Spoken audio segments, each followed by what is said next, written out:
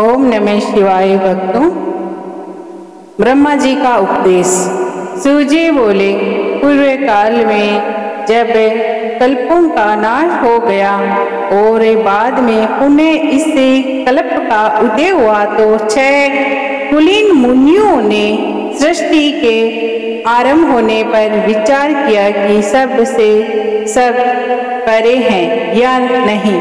इसका निर्णय कराने के लिए यह ब्रह्मा जी के पास गए। ब्रह्मा जी ने बताया कि जो सर्वप्रथम उत्पन्न हुआ है उसमें मन वाणी की कोई गति नहीं है तथा जो ब्रह्मा इंद्र और शिव आदि महाभूतों और इंद्रियों को उत्पत्ति एवं समस्त संसार को पैदा करने वाले हैं, वही सबसे परे हैं। ऐसे सर्व के जगदीश्वर महादेव ही हैं जो भक्ति के द्वारा दर्शन देते हैं। रुद्र आदि देव भी उनके दर्शनों की अभिलाषा रखते हैं। उनकी भक्ति करने से ही उनके प्रसाद की प्राप्ति होती है। जैसे बीज में अंकुर और अंकुर से बीज बनता है। ब्रह्मा जी ने कहा, आप लोग महादेव जी की प्रसन्नता हेतु एक दर्श यज्ञ करिए, जिसमें शिव जी की कृपा से आपको सांध्य और साधन का ज्ञान प्राप्त होगा। मुनियों ने पूछा, हे भगवान, यह सांध्य और साधन क्या है? ब्रह्मा जी ने कहा, सांध्य शिव पद है और साधन उनकी सेवा करना है। वेद विधि द्वारा उनकी आराधना करने पर उनकी प्राप्ति होती है। जो जैसा करता है उसे वैसा ही फल प्राप्त होता है। कान से सुनना, मुंह से कहना तथा मन से मनन करना भी एक महान साधना है, क्योंकि महान माहेश्वर में हमेशा सुनने, कीर्तन करने तथा मनन करने योग्य हैं। इसीलिए सांध्य तक पहुँचने के लिए साधन पर जुट जाना चाहिए। गुरु के द्वारा शिव योग को प्राप्त करना चाहिए। पहले कुछ क्लेश उत्पन्न हो सकता है, परंतु बाद में परमानंद की प्राप्ति होती है। बोलो ओम नमः शिवाय। भक्तों, संत कुमार व्यास संवाद सुनिए। मुनियों ने ब्रह्मा जी से पूछा, श्रवण मनन और कीर्तन क्या है, कैसे किए जाते हैं? ब्रह्मा जी ने उत्तर दिया, ईश्वर के रूप, गुण, नाम और उनकी लीलाओं से अपनी पूजा और जप द्वारा रुचि उत्पन्न करना एवं लगातार युक्तियों सहित अपने मन को उनके सामने करना मनन कहलाता है। पर ब्रह्मा महादेव जी का या शुभ भगवान के नामों को बार बार लेना या जप करना ही कीर्तन कहलाता है। दृढ़ता से भगवान संबंधी शब्दों को कानों से सुनना श्री श्रवण है।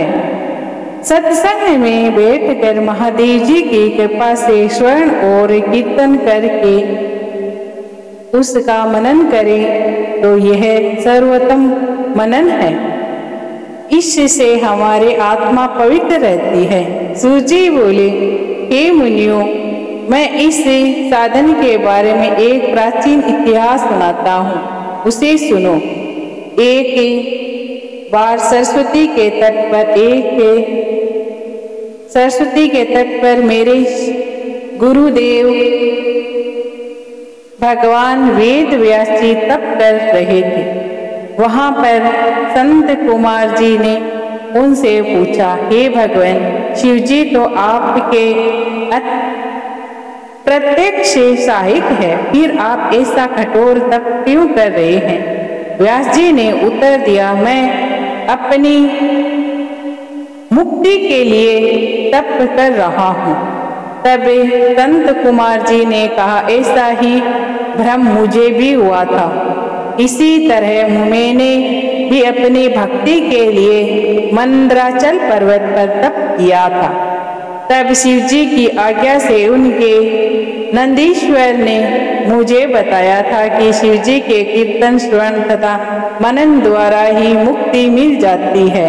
तब मेरा भ्रम दूर हो गया था। अतः व्यास जी आप भी ऐसा ही करें। ऐसा कहकर संत कुमार जी चले गए। इस पर ऋषि ने पूछा, तो व्यक्ति श्रवण कीर्तन और मनन नहीं करता, वह बिना प्रयत्न के किस प्रकार मुक्त हो सकता है? कृपया कर हमें बताइए। ये पूछते हैं। ओम नमः शिवाय। लिंगेश्वर परिचय। सूजी ने बताया, यदि कोई व्यक्ति श्रवण मनन और कीर्तन के स्थान पर लिंग शिव जी के लिंग की स्थापना करके उसका पूजन करता है, तब भी वह इस संसार रूपी सागर से मुक्ति पा सकता है।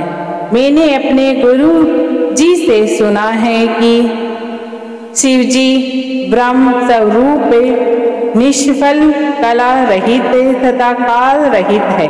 इस निष्फल में निराकार लिंग की प्रधानता है।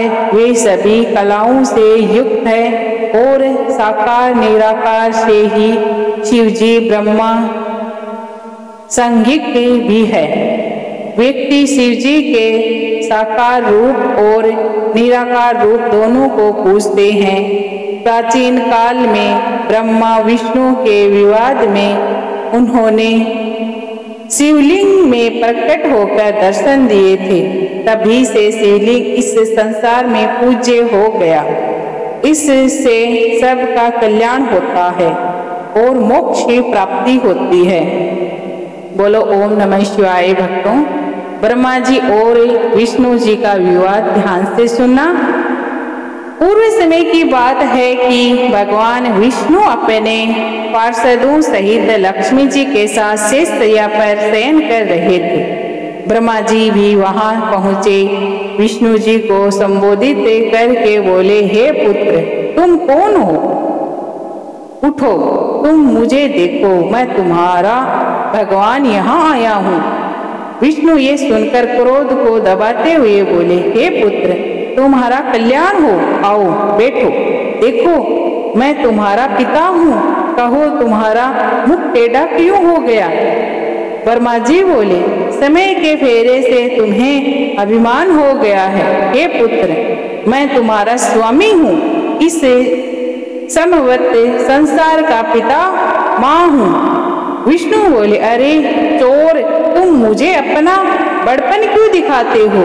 सारा संसार तो मुझ में ही निवास करता है। तुम मेरी ही नाभि कमल से उत्पन्न हुए हो और मुझसे ही ऐसी बातें कर रहे हो।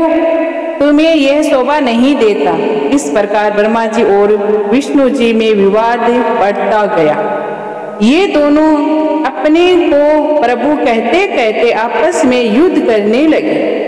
दोनों के प्रहारों से देवता व्याकुल होकर कांपने लगे और कहने लगे, जब आप दोनों अराजकता उत्पन्न कर रहे हो तो यह समस्त सृष्टि भगवान शिव की है। उनके बिना इस सृष्टि का एक दिन का भी इधर से उधर नहीं हो सकता। अतः हम सब शिव शंकर के पास चलते हैं। इतना कहकर सब देवता वहां पहुंचे, जहां महादेव जी पार्वती जी के साथ सभा में मणिमय सिंहासन पर विराजमान थे।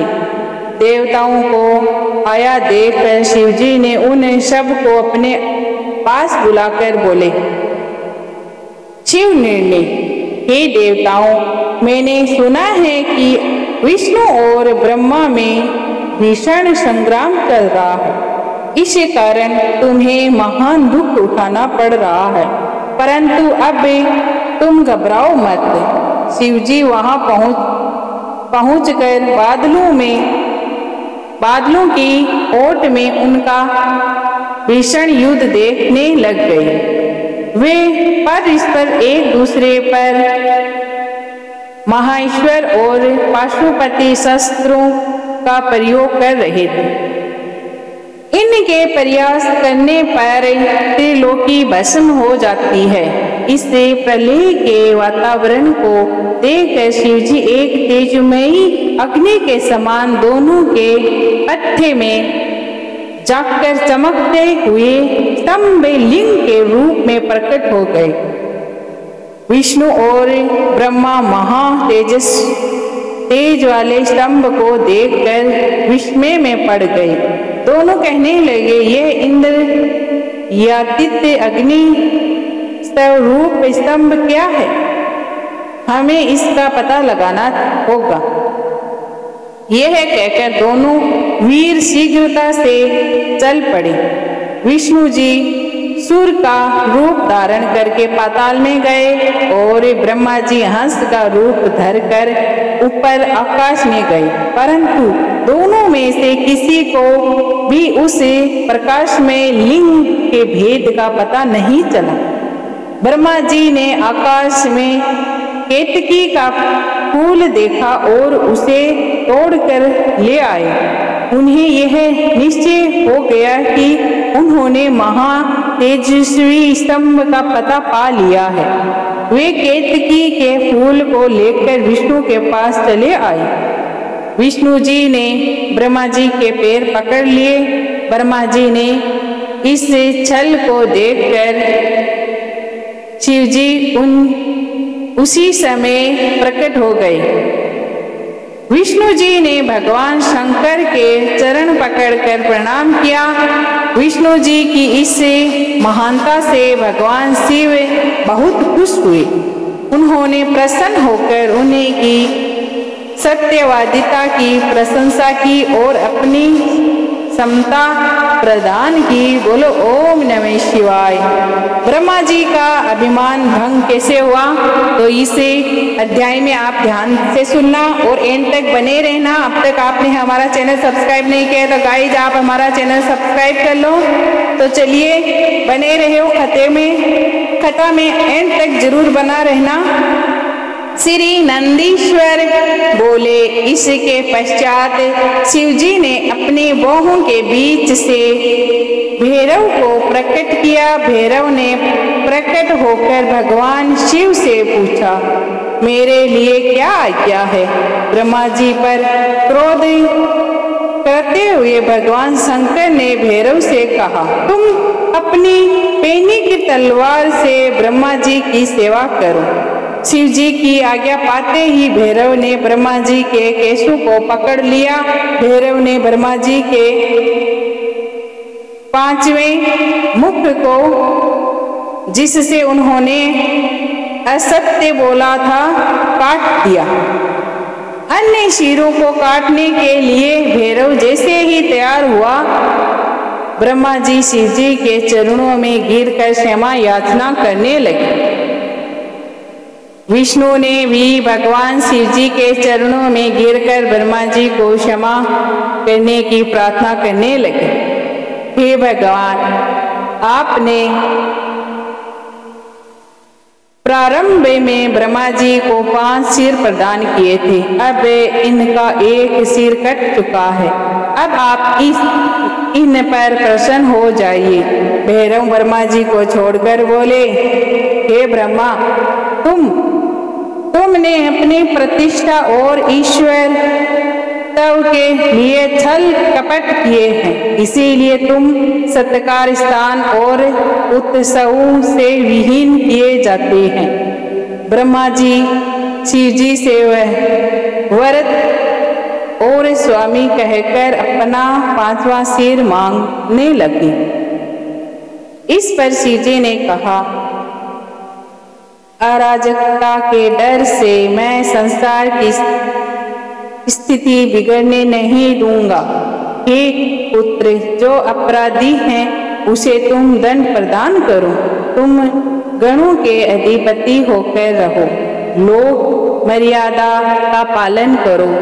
इससे के पश्चात शिव जी ने केतकी के फूल से कहा, तुम भी झूठ में शामिल है, अतः तू भी मेरी पूजा के योग्य नहीं है। शिव जी के गणों ने केतकी को दूर भगा दिया। केतकी शिव जी से हाथ जोड़कर बोली, हे स्वामी, मुझे माफ करके कृपा करें। हे प्रभु, आपकी कृपा से कुछ भी दुर्लभ नहीं है। शिव जी बोले, मेरा वचन कभी मिथ्या नहीं हो सकता। मैं अभी तुम्हें स्वीकार नहीं कर सकता, परंतु मेरे भक्त तुम्हें स्वीकार करते रहेंगे। इस प्रकार तुम्हारा जन्म सफल हो जाएगा। मेरे मंडप की रचना में तुम क्षीर मोर की रहोगी। इसी प्रकार भगवान शिव ब्रह्मा, केतकी और विष्णु पर कृपा करके देवों के पास पधारे। देवताओं ने शिव जी का पूजन कर स्तुति की। पुनः शिव जी अपनी सभा में जा बैठे। बोलो भक्तों, ओम नमः शिवाय, ओम नमः शिवाय, ओम नमः शिवाय, ओम नमः शिवाय। श्री नंदीश्वर बोले, ब्रह्मा जी और विष्णु जी हाथ जोड़कर शिव जी के अगल बगल में खड़े होकर स्तुति करने लगे। इससे शिव जी प्रसन्न होकर उनसे बोले, तुमने आज महान दिन पर मेरी पूजा की है। आज से इस दिन का नाम शिवरात्रि होगा। यह बड़ा पवित्र दिन है। इसे शिवरात्रि के दिन 14 जो मेरे लिंगेश्वर की पूजा करेंगे वे मुक्त हो जाएंगे। जो व्यक्ति पंज रहित होकर इस एक दिन भी मेरा पूजन करेगा वह 1 वर्ष की निरंतर पूजा का फल प्राप्त करेगा। मेरा लिंग रूप जो स्तंभ प्रकट हुआ था वह आदर्श नक्षत्र जो व्यक्ति मार्गशीर्ष अगहन माह में आर्द्र नक्षत्र में उमा सहित मेरी पूजा मेरे रूप लिंग या बेर लिंग में करेगा अथवा दर्शन ना प्राप्त करेगा वह मुझे कार्तिकेय के समान परम प्रिय होगा। शिवरात्रि पर दर्शनों का ही महान फल है। पूजन से जो फल प्राप्त होगा उसका मुक्त से प्रण नहीं किया जा सकता। तुम दोनों ब्रह्मा विष्णु की युद्ध भूमि में जहाँ मेरा लिंग स्तंभ प्रकट हुआ है वह अरुणाचल के नाम से प्रसिद्ध होगा। यहाँ पर शरीर छोड़ने वाले व्यक्ति की मुक्ति अवश्य प्राप्त होगी। जो व्यक्ति मुझे परमेश्वर की लिंगेश्वर रूप में पूजा करेंगे उन्हें चारों प्रकार की मुक्ति प्राप्त होगी। बोलो ओम नमः शिवाय, ओम नमः शिवाय। ब्रह्मा विष्णु को शिव उपदेश। ध्यान से सुना। भगवान शिव जी की बात सुनकर ब्रह्मा जी एवं विष्णु जी ने कहा, आप हमें सर्ग आदि के 5 कर्तव्य के लक्षण बताओ। शिव जी ने बताया, सृष्टि, स्थिति, अहंकार, तिरोभाव और अनुग्रह में मेरे 5 प्रकार के कर्म संसार में नित्य सिद्ध है। इनमें से संसार के प्रारंभ करने को शरण कहते हैं। इनको स्थिर रखने को स्थापित और नष्ट करने को संहार कहते हैं। इधर उधर बदलने के तिरोभाव और संसार से मुक्ति को अनुग्रह कहते हैं। इस प्रकार ये मेरे 5 कर्तव्य हैं। इन 5 कर्तव्यों को चलाने के लिए मेरे 5 मुख हैं। 4 दिशाओं में 4 मुख और मध्य में 5वां मुख स्थित है। जिससे केवल विद्वान व्यक्ति ही जानते हैं। पांचवें करते अनुग्रह को कोई भी नहीं पा सकता। तुम भी उस क्रम को भूल गए हो। तुम में मूढ़ता आ गई थी। अब तुम यदि चाहो तो मेरा ओंकार नाम का मंत्र का जाप करो। इससे तुम्हारा अंदर का अभिमान नष्ट हो जाएगा। तब भगवान शिव ने ब्रह्मा जी व विष्णु जी को उत्तर की ओर मुख करके ओंकार का उपदेश दिया। तब ब्रह्मा जी ने विष्णु जी से नमस्कार करके उनकी स्तुति इस प्रकार की हे सर्वेश्वर, आपको नमस्कार है। हे संसार का निर्माण करने वाले पंचमुख वाले, आपको हमारा प्रणाम है।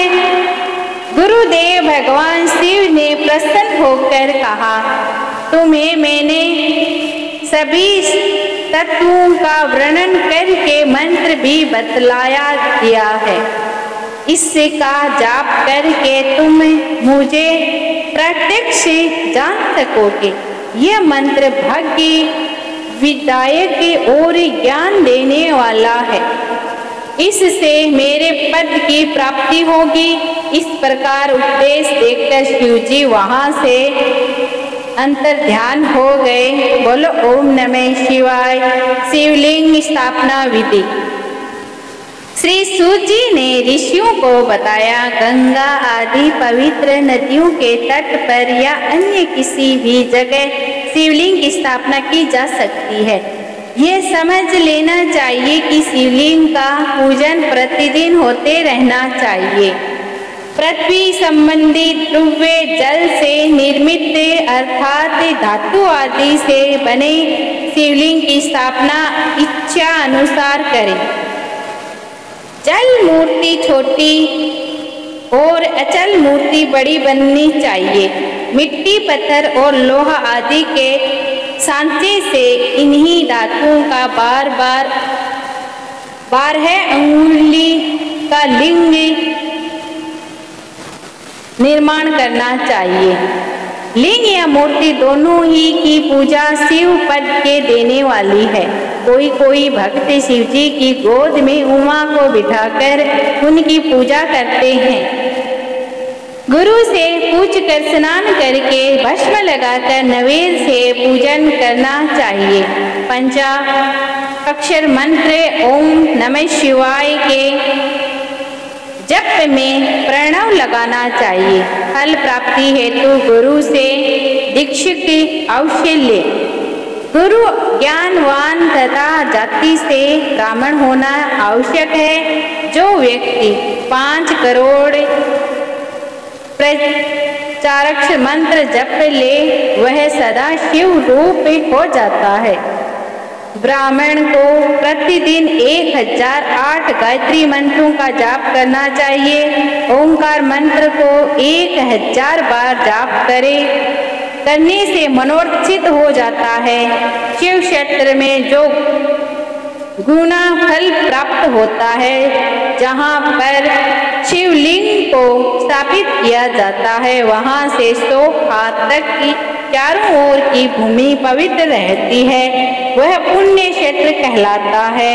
इतना सुनकर ऋषियों ने सूजी से पूछा, अब आप हमें ऐसा पुण्य क्षेत्र का वर्णन संक्षेप में बताने की कृपा करें, जिसका आश्रय पाकर स्त्री पुरुष परम शिव पद को प्राप्त कर लेता है। इनका आगमन कैसे हुआ यह भी बताओ तो आपकी बड़ी कृपा होगी। शिव क्षेत्र वर्णन। यह अलग कथा है शिव जी की, शिव पुराण में ही है, लेकिन आप इसे ध्यान से सुनो। गंगा इत्यादि नदियों के तटों पर अनेक तीर्थ हैं। सरस्वती नदी भी पवित्र नदी है। इससे के तट पर रहने वाले व्यक्ति ब्रह्म पद को प्राप्त करते हैं। हिमालय पर्वत से निकलने वाली पवित्र गंगा जी 100 मुख वाली है तथा पतित पावनी है। इसके तट पर वास करना पुण्यदायक है। इसके तट पर काशी आदि अनेक पुण्य क्षेत्र हैं। वहाँ पर निवास करना मोक्ष प्राप्त करता है। सोनभद्र नदी के तट पर स्नान व्रत आदि करने से मनुष्य गणेश की पदवी को प्राप्त करता है। 24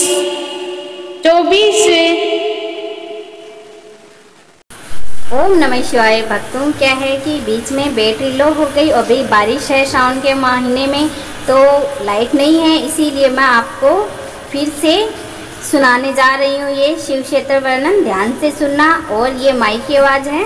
गंगा इत्यादि नदियों के तट पर अनेक तीर्थ हैं। सरस्वती नदी भी पवित्र नदी है।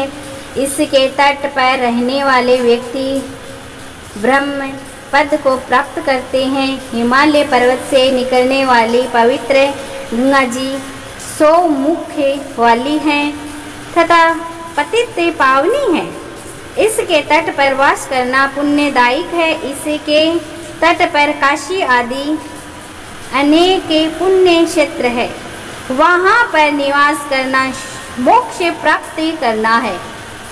सोनभद्र नदी के तट पर स्नान व्रत आदि करने से मनुष्य गणेश की पदवी को प्राप्त करता है। 24 मुख वाली नर्मदा नदी के तट पर निवास करने वाला व्यक्ति वैष्णव पद को प्राप्त करता है। जो व्यक्ति तमसा, रेवा, गोदावरी आदि नदियों के तट पर वास करता है, वह ब्रह्म हत्या आदि से छूट जाता है। कृष्णा वेणी, विष्णु लोकदायिनी तथा तुंग भद्रा आदि नदियों ब्रह्मलोक से निष्कासित व्यक्तियों को अपने तट पर जन्म देती है। सरस्वती, ब्रह्मा, कन्या, श्वेता, कावेरी आदि नदियों भी पुण्य प्रदान करने वाली है। ये सभी क्षेत्र शिव लोक प्रदान करने वाले हैं तथा अभिष्ट फल प्रदान करने वाले हैं। इनमें स्नान, ध्यान, जप, तप करने से महान पुण्य की प्राप्ति होती है। बोलो ओम नमः शिवाय। सदाचार विवेचन। सूजी ऋषिगण बोले, अब हमें स्वर्ग और नरक को भेजने वाले धर्म अधर्म का विवेचन करके बतलाइए। साथ ही हमें उससे सदाचार का वर्णन भी बताइए जिससे धर्म अधर्म को जीता जा सके। ये बोले,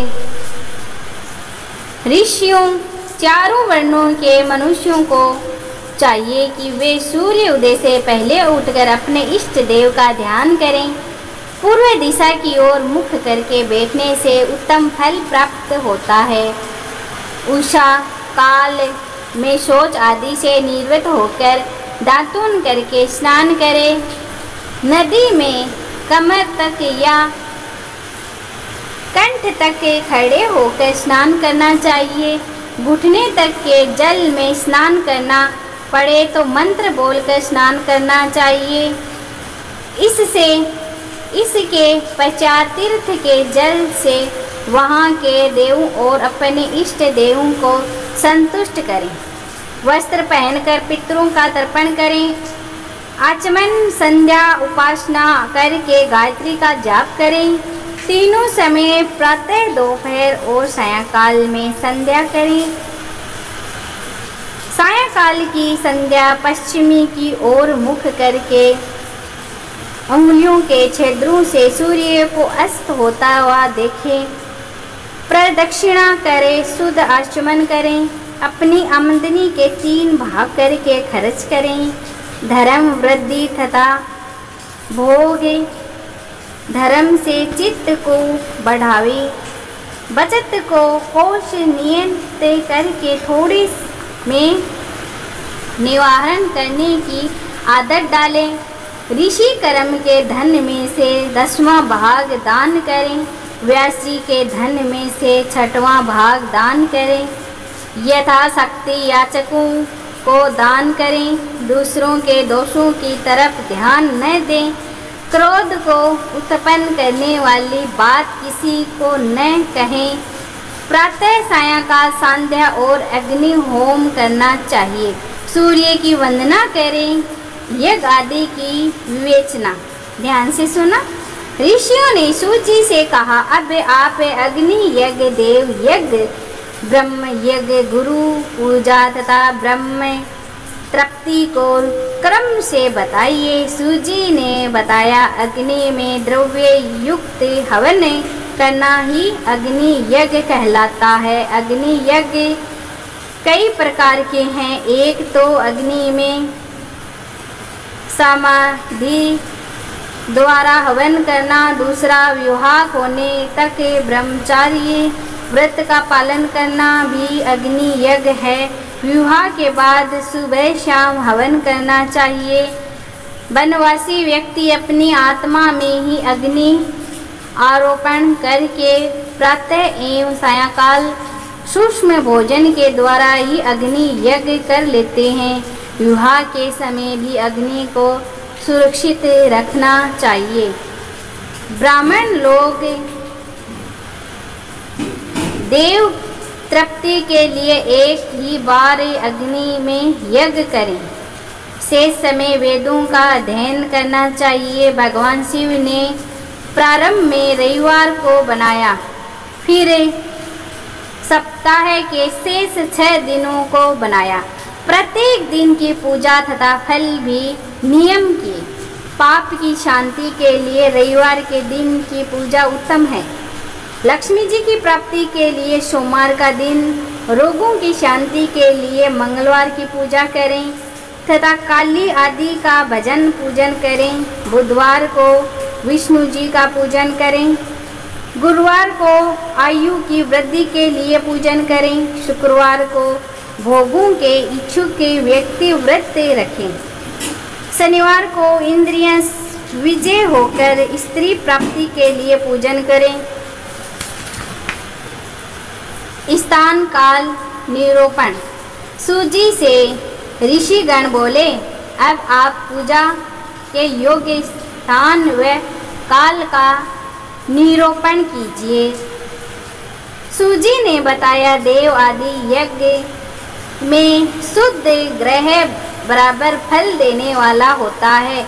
इससे 10 गुणा गौओं को बांट देने वाली जगह, उससे 10 गुणा जल का किनारा, उसमें 10 गुणा बेल का वृक्ष, पीपल की जड़, गंगा, गोदावरी, कावेरी कहीं गई है। इनका तट परम उत्तम होता है। उससे 10 गुणा पर्वत की चोटी पर होता है। सबसे उत्तम तो वह जगह है जहाँ पर मन रम जाए। शुद्ध हृदय से किया हुआ कर्म सब जगह और सब काल में पुण्य प्रदान करता है। संस्कृति और ग्रहण में तो 10 गुणा फल प्राप्ति होती है। तपोनिष्ठ योगी यति की पूजा करनी चाहिए।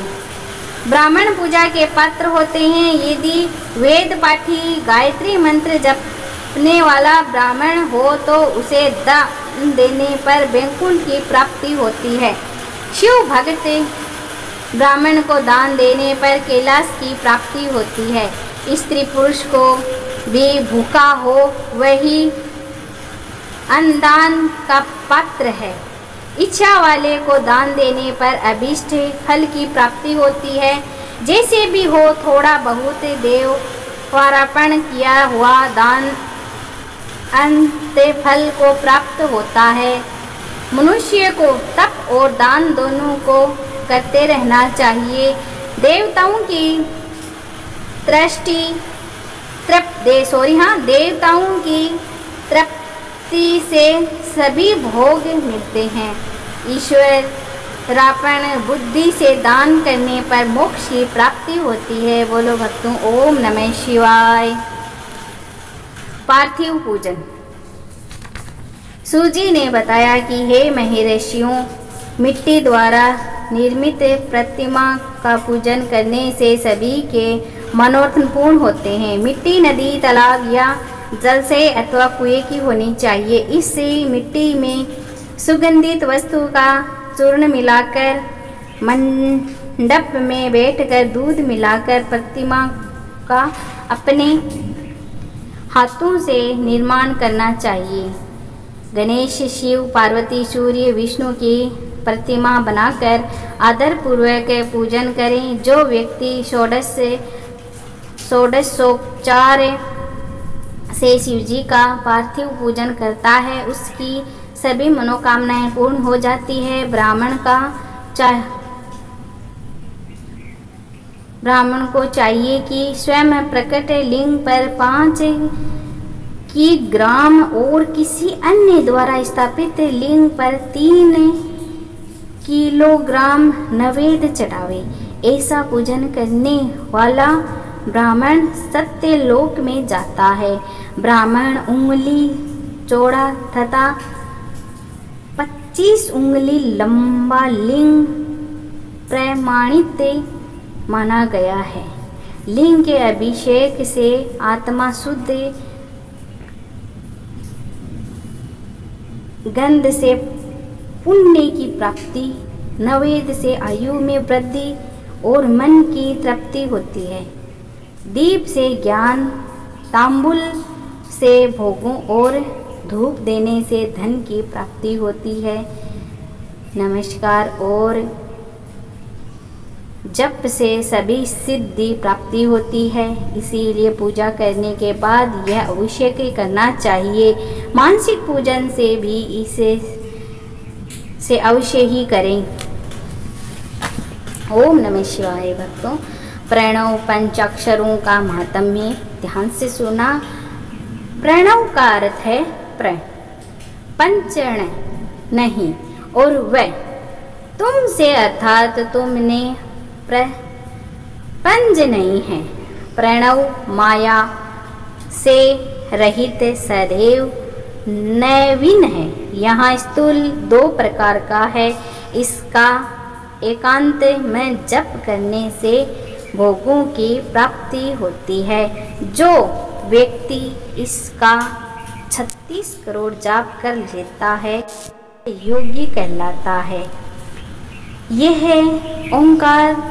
ओंकार एवं मकार विंद और नाद के साथ शब्द काल कला से युक्त है, अर्थात असम इन 3 दीर्घ अक्षरों और मात्राओं से युक्त प्रणव होता है। यह योगियों के हृदय में निवास करता है। यही शिव शक्ति की एकता और तत्व स्वरूप है। यह दीर्घ जप द्वारा मोक्ष देता है। ओंकार महात्म्य वेद मंत्रों के प्रारंभ में तथा दोनों समय संध्या करने ते समय ओंकार का प्रयोग करना चाहिए। ओंकार का 9 करोड़ जप करने पर व्यक्ति पूर्ण रूप से शुद्ध हो जाता है। पंचभूतों से निमित्त भी प्रत्येक व्यक्ति के लिए 9 करोड़ जप करना चाहिए। जितेंद्रिय पुरुष 5 करोड़ जप कर ऐसा करने से व्यक्ति शिव लोक को जाता है। महात्माओं का कहना है कि शिव कृपा के बिना शिवलोक की जानकारी प्राप्त नहीं हो सकती। जो व्यक्ति अपने गुरु द्वारा प्राप्त पंचाक्षर का 5 लाख जप करता है उसी की आयु बढ़ जाती है। स्त्रीत्व से छूटकर और क्षेत्रीयत्व से छूटकर ब्राह्मण बन जाता है। वैश्य क्षत्रिय बन जाता है। शूद्र केवल इसका 25,000 जप करने से शुद्ध बन जाता है।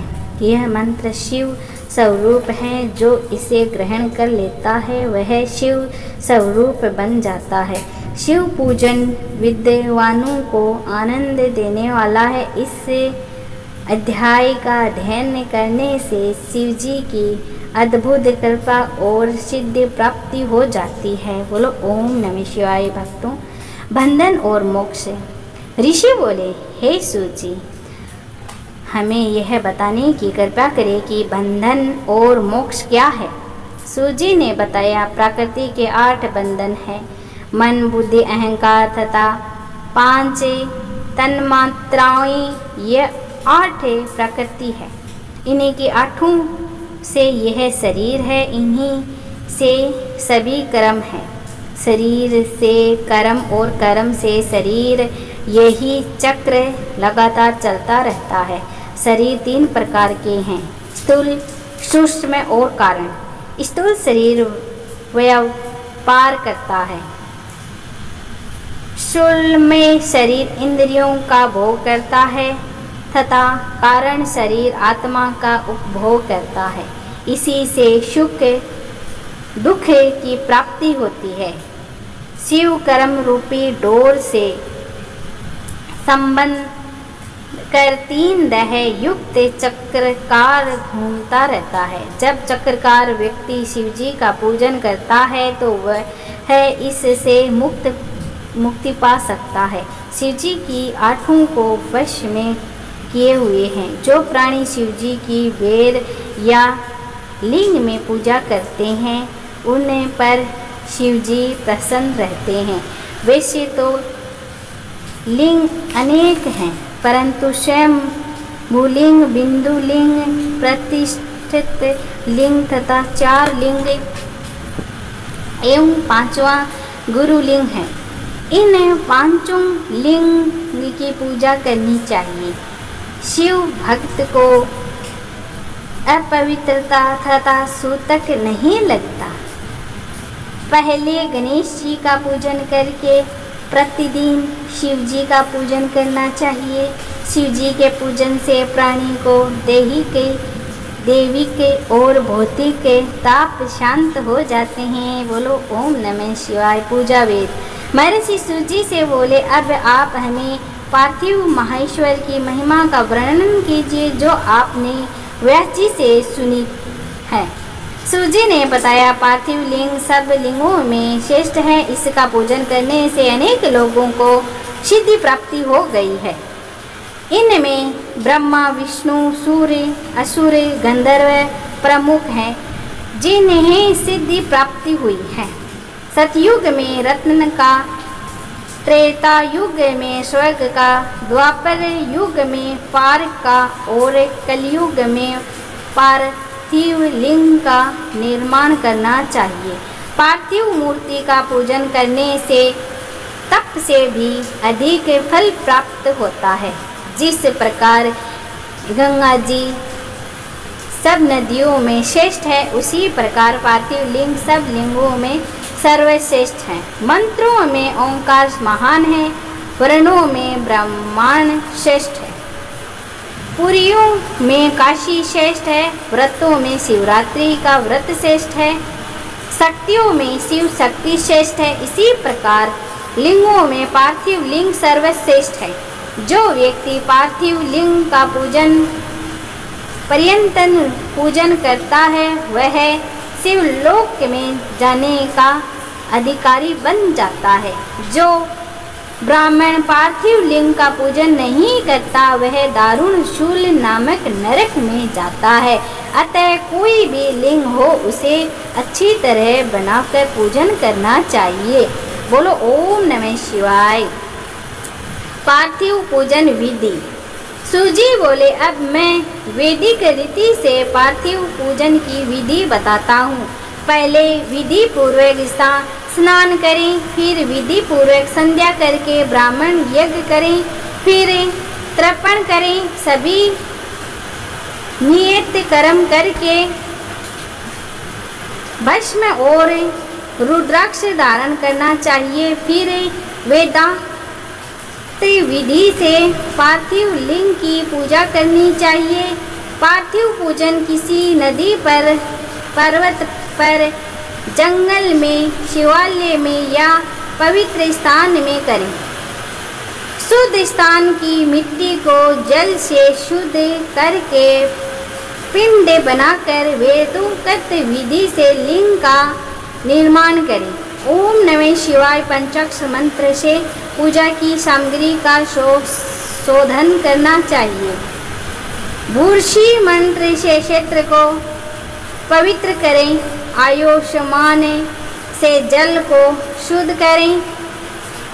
नमस्ते रुद्र मंत्र से स्फटिक बंद करें। नमः समवाय मंत्र से क्षेत्र शुद्ध करके नमः पूर्व के पंचामृत प्रोक्षण करें। नमो ग्रीवाय मंत्र से लिंग की प्रतिष्ठा करें। एत तूर द्राय से आसन प्रदान करें। नमो महानताय से आवाहन करें। इसके बाद भक्ति पूर्वक वैदिक सूक्त से षोडशोपचार पूजन करें। अनेक छंदों से महादेव जी का स्तवन करें। इसके बाद साष्टांगा दंडवत करें, प्रणाम करें, है ना। विद्वान व्यक्ति यथोक्त विधि से प्रदक्षिणा करे, फिर प्रणाम करके नम्रता पूर्वक विसर्जन करे। ऐसा करने वाला शिव भक्त व्यक्ति अपनी संपूर्ण कामनाओं की सिद्धि प्राप्त कर लेता है। बोलो ओम नमः शिवाय। शिवलिंग की संख्या। सूजी बोले, हे ऋषियों, पार्थिव लिंगों की संख्या कामना के अनुसार बताई गई है। जो विद्यार्थी हैं वे 1000 पार्थिव लिंगों का पूजन करें। धन प्राप्ति करने की इच्छुक व्यक्ति 500 पार्थिव लिंगों का पूजन करें, उनका पूजन करें। पुत्र प्राप्ति के लिए 1500 पार्थिव लिंगों का पूजन करें। वस्त्रों को प्राप्त करने वाला इच्छुक 500 पार्थिव लिंगों का पूजन करें। मोक्ष चाहने वाला व्यक्ति 1 करोड़ भूमि का इच्छुक व्यक्ति 1000 दया प्राप्त करने का इच्छुक व्यक्ति 3000 और तीर्थों की कामनाओं करने वाला व्यक्ति को 2000 पार्थिव लिंगों का पूजन करना चाहिए। पार्थिव लिंगों की पूजा करोड़ों यज्ञों का फल देने वाला है। जिस व्यक्ति का समय शिवलिंग पर पूजा किए बिना व्यतीत होता है वह दुरात्मा माना जाता है। शिवलिंग का पूजन करने से संपूर्ण स्थावर जंगम पूजित हो जाता है। इस संसार रूपी सागर से तरने का इससे सुंदर कोई दूसरा उपाय नहीं है। भस्म के अभाव में मिट्टी का त्रिपुंड धारण करके पूजन करना चाहिए। रुद्राक्ष की माला तथा बेलपत्र के बिना पूजन न करें। ओम नमः शिवाय। शिव नवेद और वल्लभ महात्म्य ध्यान से सुना। शिव जी के अनयन भक्त दृढ़ निश्चयी और सत्यवर्ती शिव नवेद भक्षण अवश्य करता है। शिव जी के नवेद को पाकर तो पाप दूर हो भाग जाते हैं। शिव नवेद को भक्षण करने पर अनेकों पुण्य प्राप्त होते हैं। उसे अरबों खरबों यज्ञों से भी अधिक शिव सायोज्य की प्राप्ति होती है। जिसके घर में शिव नवेद का प्रचार होता रहता है उसका सारा घर ही पवित्र हो जाता है। इसीलिए शिव नवेद को देखकर खुशी खुशी उसे भक्षण करें। शिव नवेद को ग्रहण करने से ब्रह्म हत्या भी मुक्त पा जाता है। वोंगन लिंग, लोहे लिंग, सिद्धलिंग और स्वयंभू लिंग में तथा समस्त प्रतिमाओं में चांडाल का अधिकारी नहीं है। लिंग के ऊपर का द्रव्य अग्राह्य होता है, परंतु जो लिंग स्पर्श से अलग है वह ग्राह्य है। अब बेल्व पत्र का महात्म्य सुनिए। हे मुनियों, ये बेल्व महादेव जी का ही स्वरूप है। संसार के समस्त पवित्र तीर्थ विल्व में ही निवास करते हैं। विल्व के मूल में लिंग रूप अव्यय शिव का वास होता है। जो व्यक्ति विल्व के मूल में जल चढ़ाता है तो उसे सब तीर्थों के स्नान का फल प्राप्त हो जाता है। जो व्यक्ति विल्व के मूल की गंध पुष्प आदि से पूजन करता है वह शिव लोक को प्राप्त करता है। शिवलिंग पर दीपक जलाने वाला व्यक्ति सभी पापों से छूटकर ज्ञानवान बन जाता है। विल्व के मूल में दूध में पका भोजन शिव भक्त को देने वाला व्यक्ति कभी दरिद्र नहीं होता है। शिव नाम की महिमा। ओम नमः शिवाय। ऋषिगण सूजी से बोले, अब आप हमें भस्म रुद्राक्ष और शिव नाम की महिमा बताइए। ओम नमः शिवाय। सूजी बोले, भस्म रुद्राक्ष और शिव नाम में त्रिवेणी है। त्रिवेणी के समान महापुण्य है। शिव नामक के गंगा जी, भस्म नाम यमुना जी और रुद्राक्ष नाम सरस्वती का प्रतीक है। अतः ये तीनों रूप धारण करने चाहिए। यह मातम्य वेद शास्त्रों में भी मुंड है। शिव नाम दावगनी है, महापाप पर्वत है।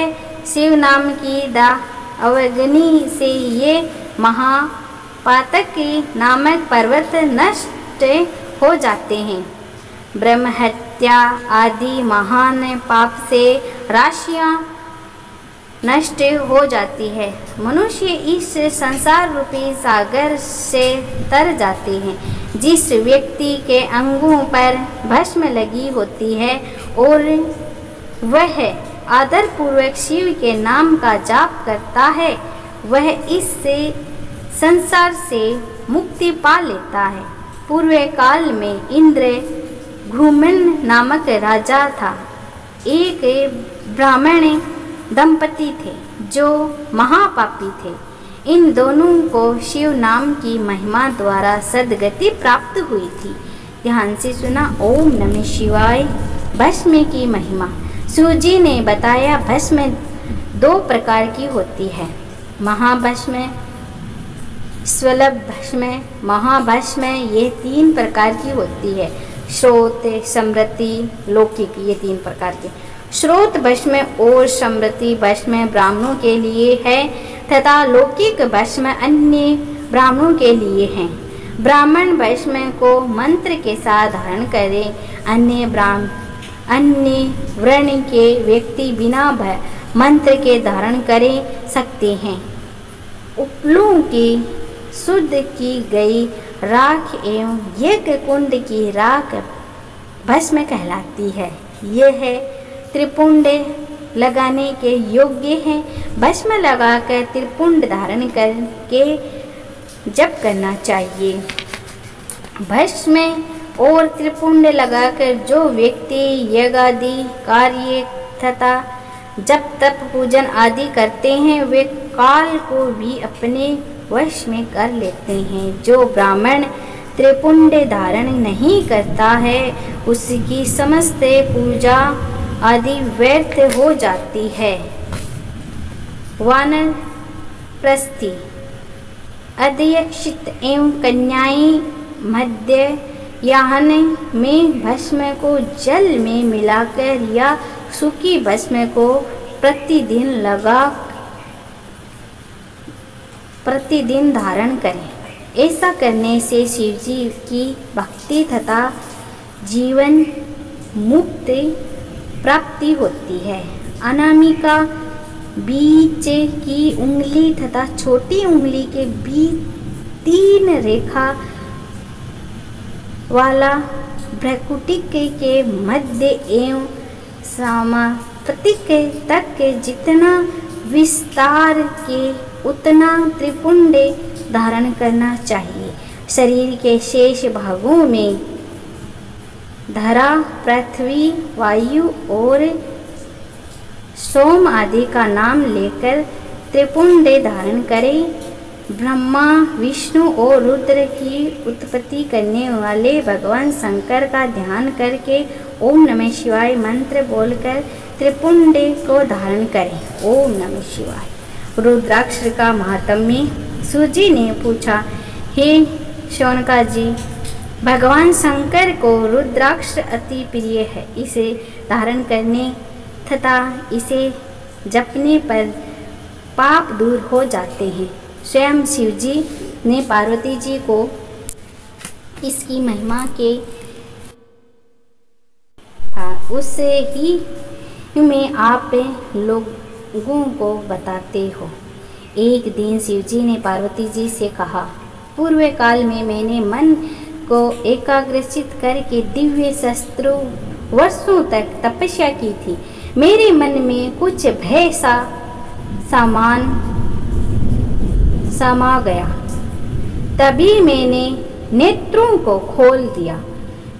इससे नेत्रों में से आंसू गिरने लगे। उन आंसुओं की बूंदों से गोंद प्रदेश से लेकर मथुरा, काशी, अयोध्या, मलयाचल तथा शस्त्र पर्वत आदि प्रदेशों में रुद्राक्ष वृक्ष पैदा हो गए। तभी से इसी की महिमा बढ़ गई। वेदों ने भी इसी की महिमा का वर्णन किया है। सभी वर्णों के व्यक्ति इसी की माला को धारण कर सकते हैं। सफ़ेद, लाल, काले, पीले आदि रंग के रुद्राक्ष क्रमश से धारण करें। जप करने में रुद्राक्ष की माला विशेष फलदायक है। गोल, चिकना, मजबूत, कोटेदार, मोटा रुद्राक्ष मनोरथ साधक और मुक्ति प्रदान करने वाला है। रुद्राक्ष शिव जी को अत्यंत प्रिय है। सभी वर्ण वाले, सभी आश्रम वाले स्त्री तथा शूद्र भी इस कलाकार की माला को पहन सकते हैं। त्रिपुंड धारण कर रुद्राक्ष को धारण करें। ओम नमः शिवाय का जाप करने से व्यक्ति यमलोक नहीं जाता है तथा उसकी अकाल मृत्यु भी नहीं होती है। वह सदैव निरोग रहता है। 3 मुख वाला रुद्राक्ष धारण सिद्ध कहलाता है। विद्या में निपुणता प्रदान करता है। 4 मुख वाला रुद्राक्ष ब्रह्म स्वरूप होता है। इसी के पूजन से नर हत्या भी नष्ट हो जाती है। कालाग्नि नामक 5 मुख वाला रुद्राक्ष रूप है। यह रुद्राक्ष सभी कामनाओं पूर्ण करने वाला और मोक्ष प्रदान करने वाला है। रुद्राक्ष 14 मुख तक के होते हैं, जो विभिन्न देवताओं के प्रतीक है और अनेक कामनाओं को सिद्ध करने वाले तथा मोक्ष प्रदान करने वाले होते हैं। ओम नमः शिवाय। रुद्र संहिता द्वितीय खंड। ऋषि गणों की वार्ता। ध्यान से सुनना। ऋषिगण सूजी से बोले, आपने विदेश्वर संहिता का उपाख्यान भली भांति सुनाया। अब आप शिव जी का प्राकट्य, उमा की उत्पत्ति, शिव उमा विवाह, गृहस्थल धर्म एवं अन्य शिव चरित्र बताने की कृपया करें। सूजी बोले, हे ऋषियों, आप सब परम धन्य हैं जो शिव चरित्र सुनना चाह रहे हैं। शिव चरित्र जगत को पावन करने वाली गंगा के समान पवित्र है। एक बार नारद जी ने भी अपने पिता ब्रह्मा जी से इसी प्रकार पूछा था। ऋषि वृंदन कहने लगे कि हे सूत जी, इस संवाद को हमें विस्तार पूर्वक बताने की कृपा करें। नारद जी का काम विजय। सूत जी ब्राह्मणों से बोले, एक बार नारद जी हिमालय की एक गुफा में बैठकर मौन धारण करके तप कर रहे थे। उनके तप से इंद्र के मन में भय उत्पन्न हुआ। कहीं नारद मेरे राज्य पर अपना अधिकार न कर ले। इंद्र ने कामदेव को बुलाकर समझाया कि तुम मेरे मित्र हो, तुम्हारे सहारे ही मेरा शासन चल रहा है। तुम बड़े बड़े ऋषि मुनियों का गर्व चूर चूर कर देते हो। हिमालय की गुफा में नारद शिवजी की उपासना कर रहे हैं। कहीं ऐसा न हो कि वह शिवजी से मेरा राज्य न मांग ले। अतः तुम वहां जाकर सुंदर बाग निर्माण करके प्रवीण अप्सराओं के काम वर्धक नृत्य द्वारा उनकी तपस्या भंग करो। कामदेव ने हिमालय की घाटी में पहुंचकर अप्सराओं से काम वर्धक नृत्य कराया, परंतु वे नारद की तपस्या का भंग करने में अप्सराएं असमर्थ रही, क्योंकि कामदेव को भस्म करने वाला शिवजी का यही स्थान था। रति के विलाप करने पर शिवजी ने उसे वरदान दिया था कि कामदेव कुछ समय बाद फिर जीवित हो जाएगा, परंतु इस स्थान पर तथा जहाँ तक यह भस्म होता है दिखाई दे रहा है, वहां तक उसकी माया एवं काम वाणों का प्रभाव नहीं होगा। इसी कारण इस स्थान से लज्जित होकर कामदेव को इंद्र के पास लौटना पड़ा। यह सब शिवजी की माया का फल था। बहुत समय पश्चात नारद जी तपस्या से जागे, तब उन्होंने अपने द्वारा कामदेव पर विजय का ध्यान आया। इससे उनके मन में अभिमान जागृत हो गया। नारद अपनी इस विजय को बताने भगवान शिव के पास कैलाश पर्वत पर गए। नारद जी ने शिव जी को प्रणाम किया और गर्व में भर कर कामदेव पर अपनी विजय का समाचार उन्हें सुनाया। शिव जी ने नारद की प्रशंसा की और बोले कि हे नारद, तुम धन्य हो, परंतु इस प्रसंग को अन्य देवी देवताओं से मत कहना, विशेषकर विष्णु जी को तो मत ही बताना, परंतु शिव जी की माया को कौन टाल सकता है। नारद जी ने ब्रह्मलोक में जाकर ब्रह्मा जी से सब बात बता दी। ब्रह्मा जी ने शिव जी का ध्यान करके सब बात जान ली कि भगवान शिव ने नारद से यह प्रसंग किसी को न बताने का कहा था। नारद जी का अभिमान बढ़ने लगा। यह सब शिव जी की ही लीला का फल था। नारद जी यह कथा सुनाने विष्णु लोक में पहुंच गए। विष्णु जी ने नारद जी को आते देखकर आसन से उठकर उन्हें प्रणाम किया और प्रेम से पूछने लगे, आपका आगमन कहाँ से हो रहा है। विष्णु की बात सुनकर नारद ने गर्व से अपने कामदेव पर विजय की संपूर्ण कथा कह सुनाई। विष्णु जी ने नारद जी से कहा, हे मुनि, काम तो भक्तिहीन व्यक्तियों को सताता है। आप तो ब्रह्मचारी, तपस्वी और ज्ञानी एवं वैरागी हैं। आपको यह बेकारी काम कैसे सता सकता है। विष्णु जी की यह बात सुनकर नारद जी गर्व में भर कर बोले, यह सब आपकी कृपा है। कामदेव की ये क्या औकात है जो मेरा कुछ बिगाड़ सके। इतना कहकर नारद जी विष्णु लोक से चले गए।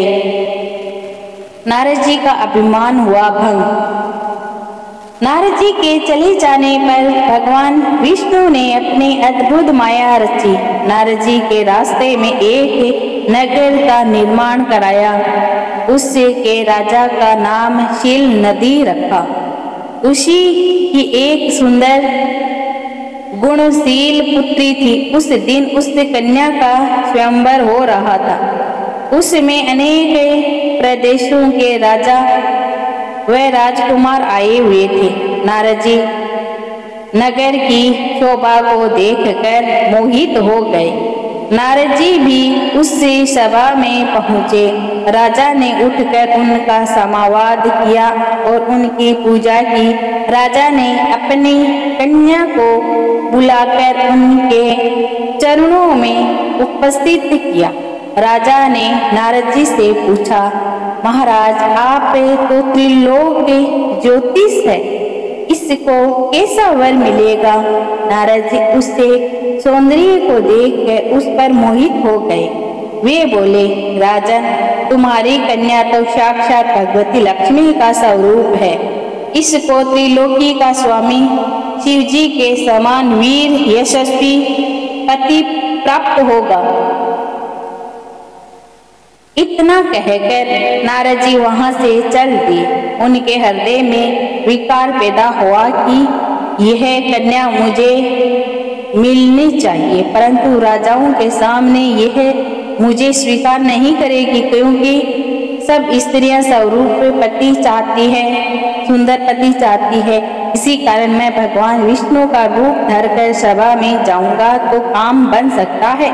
ऐसा सोचकर नारद जी भगवान विष्णु के पास पुणे गए। उन्होंने भगवान विष्णु को नमस्कार करके क्षीर नदी की कन्या के बारे में बताया। मैं उससे पाने की इच्छा से आपके पास आया हूँ, आप मुझे अपना रूप प्रदान करने की कृपया करें। भगवान विष्णु ने कहा, हे नारद आप वहाँ पहुँचे, मैं तुम्हारा हित करूँगा। वहां पहुंचने पर भगवान विष्णु ने नारद को अपना रूप देखकर उन्हें वानर का सा रूप प्रदान कर दिया। हरि वानर के भी कहते हैं।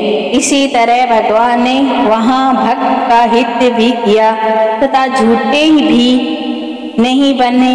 वहां नारद जी राजाओं की सभा में बैठकर प्रसन्न होने लगे।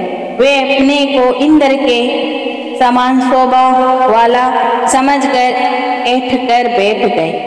वहां पर 2 रुद्राक्ष गण भी ब्राह्मण के वेश में उपस्थित थे, नारद जी की रक्षा करने के लिए उपस्थित थे। नारद जी के वानर रूप को केवल कन्या ने ही देखा था। इस वेश को रुद्रगण भी जान गए थे।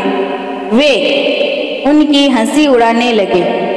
जब कन्या स्वर्ग की जयमाला लेकर स्वयंवर में उपस्थित हुई तो नारद को देखकर क्रोधित हो गए। उनसे नारद जी की तरफ मुख उठाकर भी नहीं देखा।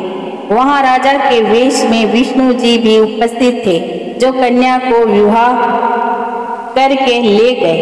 रुद्रगणों ने नारद जी से कहा, आप दर्पण में जाकर अपना चेहरा देख लो, जो वानर का सा बना हुआ है। जब नारद जी ने अपना मुख दर्पण में देखा तो क्रोध में भरकर उन्होंने रुद्रगणों को श्राप दे डाला कि तुमने मेरी हंसी उड़ाई है, अतः दोनों राक्षस से बन जाओ। रुद्रगण चुपचाप श्राप को ग्रहण करके शिवलोक को चले गए। नारद जी शिव जी की माया को न समझकर क्रोध में भरकर जल में अपनी परछाई देखकर विष्णु जी से क्रोध करने लगे और बोले, तुम दुष्ट, कपटी और मलिन मन वाले हो। तुम दूसरों को सुखी होता नहीं देख सकते। तुम मेरे मायावी हो, तभी तो तुमने मोहिनी रूप धर कर अमृत पी लाया और कलश छीन लिया, और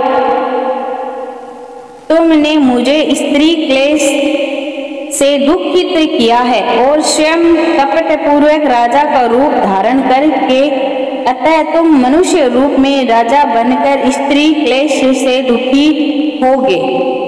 तुमने मेरा वानर सा मुख किया है, अतः वानर ही तुम्हारी सहायता करेंगे। विष्णु भगवान ने शिव जी की कृपा से यह श्राप स्वीकार कर लिया। इसीलिए तो राम जी सीता के वियोग में रहे और वानर हनुमान जी राम जी की सहायता करते हैं। इसी का श्राप यहाँ पर जाकर लगा। जब शिव जी ने माया का पर्दा हटा तो विष्णु के साथ जो कन्या थी वह अदृश्य हो गई। नारद जी एवं विष्णु जी अपने असली रूप में परिणित हो गए। अब नारद जी को ज्ञात हुआ तो वे पश्चाताप करने लगे और भगवान विष्णु के चरणों में गिरकर क्षमा मांगने लगे। भगवान विष्णु ने नारद जी को उठाकर प्रेम पूर्वक हृदय से लगा लिया और बोले, हे नारद, तुम चिंता न करो, तुम्हारे अभिमान ने घेर लिया था तुमको, तुमने शिव जी की आज्ञा का पालन नहीं किया था, यह उसी का फल है, यह सब शिव जी की ही इच्छा का फल है। अब तुम शिव जी के 100 नामों का प्रेम सहित जाप करो, इससे तुम्हारे सभी पाप समाप्त हो जाएंगे। बोलो भक्तों, ओम नमः शिवाय। नारद के द्वारा ब्रह्मा जी से प्रसन्न नारद जी मर्त्युलोक में पहुंचकर शिवलिंग के दर्शन करने लगे। मर्त्युलोक में उन 2 रुद्र गणों ने नारद जी को देखकर उनसे श्राप मुक्त का उपाय पूछा।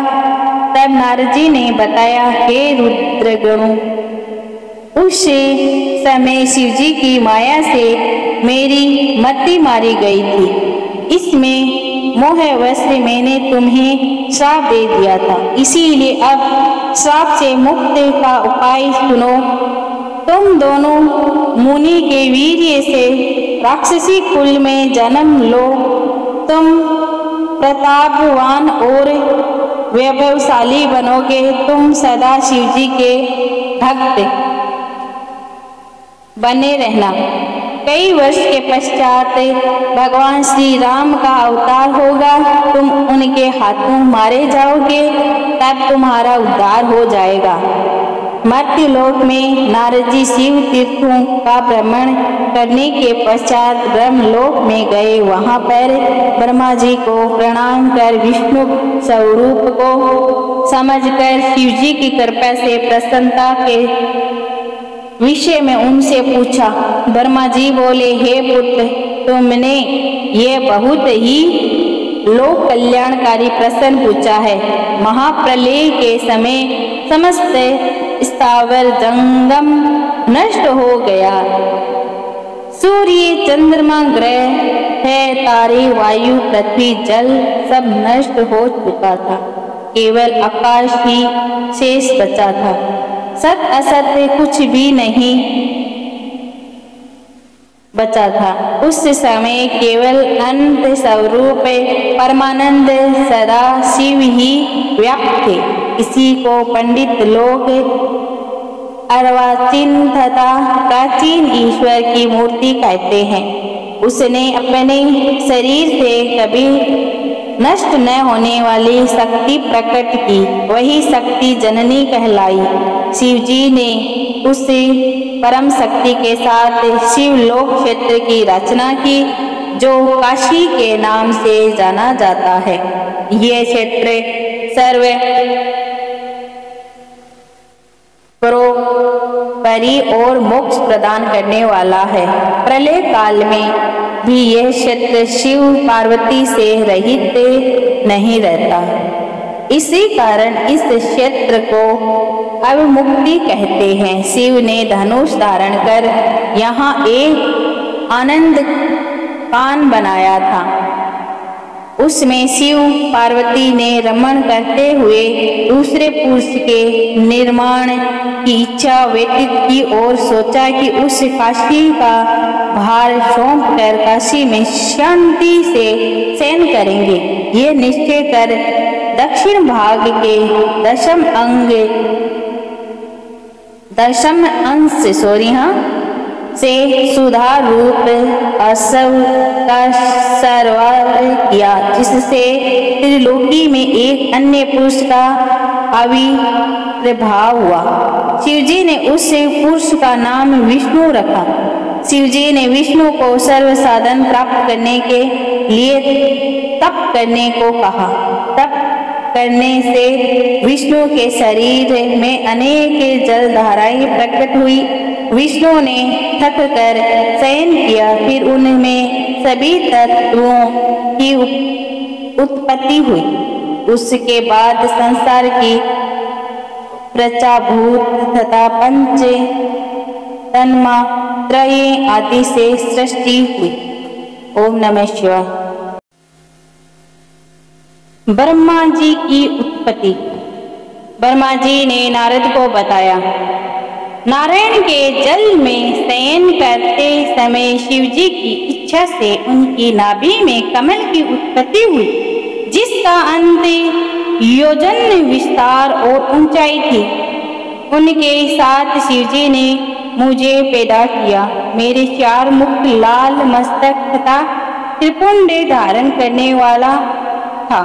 मैंने उस समय कमल के अतिरिक्त किसी को नहीं देखा। मैं अपने कर्ता के संबंध में जानना चाहता था। बुद्धि विकसित होने पर कमल की नाल में मैं नीचे को उतरा। एक एक नाल को पकड़कर मैं 100 वर्ष तक नीचे को उतरता चला गया, परंतु मुझे कमल की जड़ का ज्ञान न हो सका। फिर एक नाल के रास्ते बाहर निकला तो कमल की कली मिली। उस समय मुझे एक वाणी सुनाई दी कि तप करो। मैं तप करने लगा। 12 वर्ष तक तप करने पर 4 भुजाधारी मंगल रूप वाले सुंदर विष्णु प्रकट हुए। मैंने उनसे पूछा, तुम कौन हो? संसार का कर्ता ब्राह्मण अविनाशी तो मैं हूँ। विष्णु क्रोध में भरकर बोले, तुम्हारा कर्ता तो मैं हूँ। तुम मेरी नाभि से उत्पन्न मेरे अंश हो। ये चराचर संसार मुझ में स्थित है। तुम मेरी शरण में रहो, मैं सब दुखों से तुम्हारी रक्षा करूंगा। इससे हम दोनों में भयंकर युद्ध होने लगा तथा इसी बीच में हमारे मध्य में एक लिंग प्रकट हुआ। हम दोनों ने युद्ध को बंद करके उस लिंग को मस्तक पर नमस्कार किया। उस तप सात्विक के रूप में दर्शन करके लिंग की स्तुति करने लगे। प्रणव व्याख्या। ब्रह्मा जी ने नारद को बताया, उस समय आकाश में से गंभीर वाणी सुनाई दी। ओम ओम की ध्वनि होने लगी। विष्णु ने लिंग में से ओम आदि अक्षरों को देखा। हम विचार करने लगे कि यह कहाँ से प्रकट हो रहे हैं। उसी समय एक प्रकट हुए। विष्णु ने ऋषि से पूछकर शिव जी का ज्ञान प्राप्त किया। उन्होंने बताया कि एक ओंकार के द्वारा ही शिव जी को जाना जा सकता है। ये एकाक्षर ओम सत्य आनंद अमृत प्रातर ब्राह्मण है। उसी अक्षर बीज रूप अखंड से मेरा जन्म हुआ। उससे ओम का आकार विष्णु है, साकार शिव है। उमा का मोह न करने वाला मकार नित्य स्वरूप है। सवर्ण में अखंड इसी से उत्पन्न हुआ, जो ऊपर के भाग से आकाश तथा नीचे के भाग से 5 तत्व काली पृथ्वी प्रकट हुई। उसी के बाद 38 अक्षरों वाला वह मंत्र प्रकट हुआ, जो बुद्धिदायक धर्म अर्थ का साधक है। फिर मृत्यु जे मंत्र उत्पन्न हुआ। इसे में ओम जू से अथवा त्र्यंबकम यजामहे इत्यादि कहा जाता है। इससे के साथ ही पंचाक्षर मंत्र नमः शिवाय है तथा शम यो चित्तमणि मंत्र उत्पन्न हुआ। दक्षिणी मंत्र भी उत्पन्न हुआ। इससे के पश्चात तत्व मासिक महाकाव्य उत्पन्न हुआ। विष्णु जी ने इससे सभी मंत्रों को जपना आरंभ किया और हम दोनों ने प्रसन्नचित्त होकर स्तुति आरंभ की। ब्रह्मा विष्णु का उपदेश। ओम नमः शिवाय। विष्णु जी की स्तुति से भगवान शिव प्रसन्न हो गए। उन्होंने मुझे और विष्णु जी को वेदों का उपदेश दिया। विष्णु जी ने शिव जी से पूछा, हे प्रभु, आप किस प्रकार प्रसन्न होते हैं? शिव जी ने बताया, मैं तुमसे अति प्रसन्न हूँ। तुम किसी की बात की चिंता न करो। मेरा लिंग सदैव पूज्य है। इसी पूजा से तुम्हारा भी दुख दूर होगा। सभी प्राणी मुझे लिंग रूप से पूजते हैं, अपने समस्त दुख दूर कर सकते हैं। मैं तरह तरह के फलों और मनोरथों को देने वाला हूँ। तुम मेरी पार्थिव मूर्ति बनकर पूजा करो। ओम नमः शिवाय। तुम्हारे अंग से मेरा जो अंग पैदा होगा वह रुद्र कहलाएगा। हे ब्रह्मा, तुम सृष्टि के कर्ता बनो। विष्णु सृष्टि के पालन बने। उमा रूपी प्रकृति की शक्ति सरस्वती ब्रह्मा की पत्नी बनी तथा यही उमा रूपी प्रकृति लक्ष्मी रूप से विष्णु की पत्नी बनी। यही पराशक्ति कभी काली के नाम से मेरे अंश से प्रकट होगी और कार्य सिद्ध के लिए ज्योतिष से प्रकट होगी। आप दोनों की पत्नियां परम मंगलमय कहलाएगी। ओम नमः शिवाय। ब्रह्मा विष्णु और रुद्र की आयु। शिवजी बोले, हे विष्णु, तुम सदैव तीनों लोकों में पूजनीय और माननीय होंगे। ब्रह्मा द्वारा रची गई सृष्टि के लोगों के दुख दर्द को तुम ही दूर करोगे। अनेकों अवतार ग्रहण करके तुम जीवों का उद्धार करोगे। हे नारद, इतना कहकर विष्णु को मेरा हाथ पकड़कर शिव ने कहा कि तुम सदैव इसके दुख में सहायता करना। तुम सबके अध्यक्ष और मुक्ति के दायक हो। हे हरि, यदि तुम मेरे कोई संकट आ पड़े मेरे पर, तो तुम मुझे रुद्र का भजन करना। जो मेरे आश्रय में आ जाता है उसके सभी दुख दूर हो जाते हैं। अब तुम तीनों देवों की आयु सुनो। 30 दिन का 1 मास से 12 मास का 1 वर्ष से 100 वर्ष का ब्रह्मा का 1 दिन। इस प्रकार वर्ष परिणाम से ब्रह्मा की आयु 100 वर्ष है। विष्णु का 1 दिन ब्रह्मा के 1 वर्ष के बराबर है। उन्हीं की आयु इसी परिणाम से 100 वर्ष तक है। विष्णु का 1 वर्ष रुद्र के 1 दिन के बराबर तथा इसी से तुमसे वे भी 100 वर्ष की आयु वाले हैं। शिव का उत्थान तो आश्रय है। फिर शिव जी अपना वरद हाथ विष्णु के समस्त पर रखकर अंतर ध्यान हो गए। तभी से इस लोक में लिंग की पूजा का प्रचलन प्रारंभ हुआ। ओम नमः शिवाय। शिव पूजन। ब्रह्मा जी नारद जी से बोले, तुम्हें लिंग पूजन की संक्षिप्त विधि बताता हूँ, ध्यान पूर्वक सुनो, क्योंकि विस्तार से सुनने पर तो ये सैकड़ों वर्षों में भी पूरी नहीं हो सकती। शिव जी की पूजा भक्ति के साथ करनी चाहिए। प्रातः काल ब्रह्म मुहूर्त में उठकर गुरु एवं शिव जी का स्मरण करना चाहिए तथा भगवान श्री हरि का ध्यान करना चाहिए, स्तुति करनी चाहिए।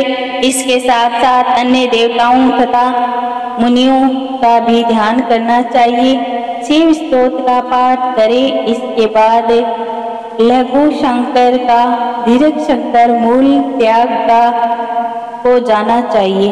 दक्षिणी दिशा में मल त्यागना चाहिए। मल त्यागने के बाद 5 बार हाथ धोने चाहिए। बाएं हाथ को 10 बार और दोनों हाथों को मिलाकर 7 बार मिट्टी से मांजे।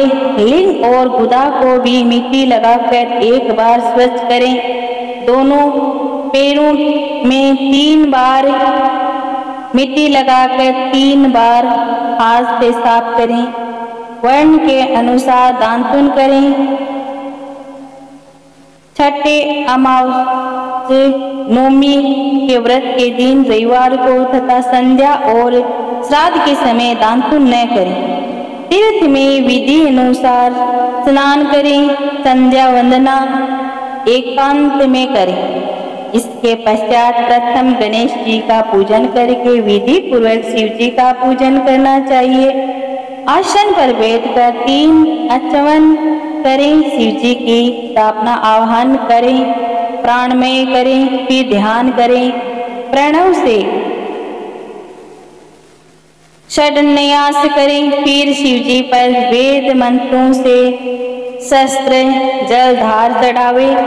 शिव जी पर चंदन पुष्प आदि चढ़ावे। नाना प्रकार के वेद मंत्रों से शिव स्तुति करे, उन्हें नमस्कार करे। अर्घ्य देकर शिव जी के चरणों में फूल अर्पित करें। इसके पश्चात प्रणाम करके उन्हीं की आराधना करें। प्रार्थना के समय हाथ में फूल लेकर अंजलि बांधकर खड़े हो जाएं और इस प्रकार बोले, हे शंकर भगवान,